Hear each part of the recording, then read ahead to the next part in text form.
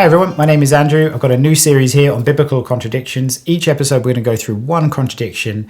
We're going to unpack it. We're going to see what the problem is. We're going to try and tackle how we've resolved this problem. And if we can't resolve the problem, what does that mean for the faith? And I really hope that this series blesses you. It gives you some peace and comfort and confidence when biblical contradictions often give induced panic and anxiety in the Christian faith. So today we're going to talk of Genesis 1 and 2. The apparent contradiction is the creation accounts differ in the order of what happens. So Genesis 1 talks of God creating the heavens and the earth, and then he creates plants and animals. And then Genesis 1:26 to 27, he talks about creating mankind. Now in Genesis 2, the order is slightly different. It seems like God creates mankind and then he creates the plants and the animals. So there's a contradiction, but does this matter? Well, if the scriptures are God-breathed, the Holy Spirit inspired, this brings into question either the Holy Spirit didn't inspire the scriptures or the Holy Spirit's not trustworthy, because there's an apparent contradiction here. Or perhaps we could look at Jesus. Jesus held to the idea that the Old Testament is God-breathed. He believed in it. He believed that Moses authored the Torah, the first 5 books.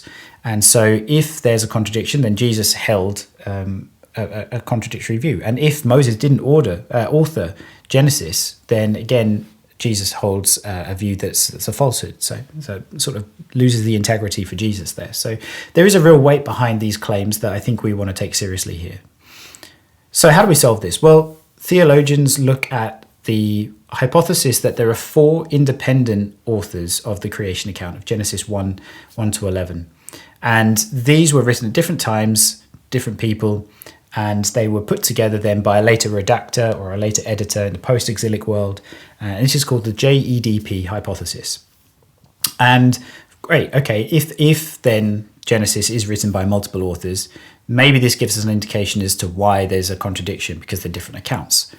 But this contradiction still remains. And also, if they're written by JEDP and not Moses, then Jesus has held a falsehood. So that's still a problem for us.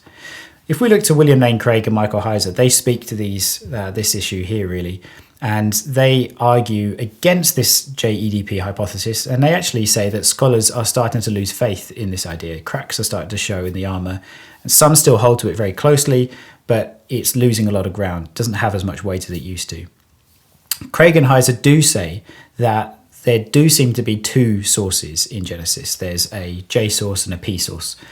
And this is clear from evidence in the tone, the narrative style, and even the language that's being used. So when we look at Genesis 1, the word for God is Elohim. When we look at Genesis 2, the word for God is Yahweh.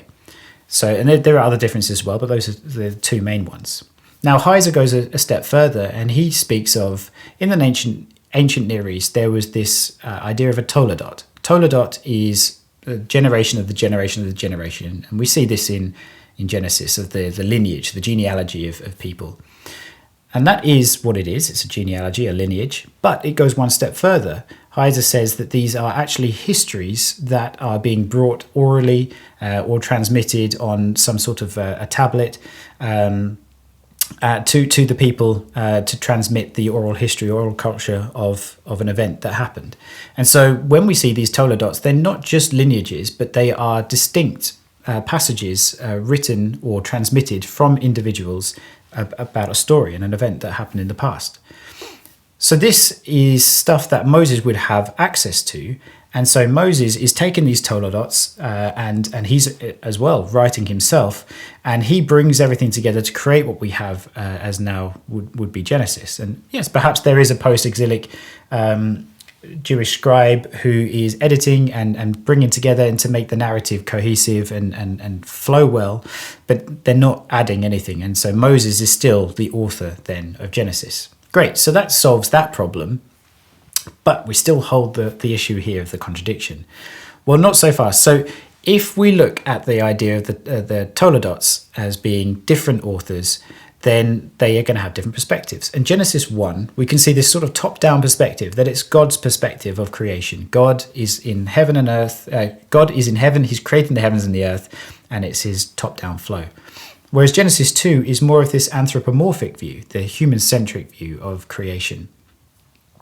When we look then at Genesis 1 and 2, we can see them as, or it's probably better not to see them as being sequential, but as being interwoven into each other.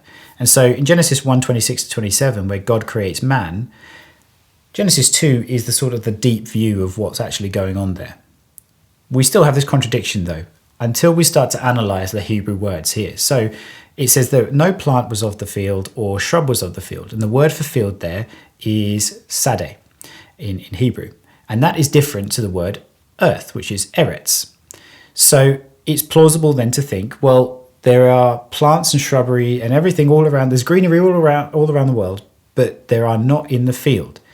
And we can think of a field as maybe cultivation or farmland. Well, okay, it doesn't actually say that, but if we keep reading in Genesis 2:5 at the end there, it says, because man had not cultivated abad. And so this gives us a really nice closed this loop that Moses then had authorship of Genesis. He possibly used Toledots, stories passed down possibly from Adam, possibly from Abraham. And Genesis 2 then isn't to be read after Genesis 1, but it's to be read in the midst of Genesis 1. And using the language of Hebrew there, it's saying that there wasn't any agriculture, there wasn't any cultivated land because man hadn't been created. And this now, when we look at it in that view, it seems to resolve this apparent contradiction. So I hope you've enjoyed this video. Please let me know your thoughts down below, and I'll catch you in the next one for another contradiction.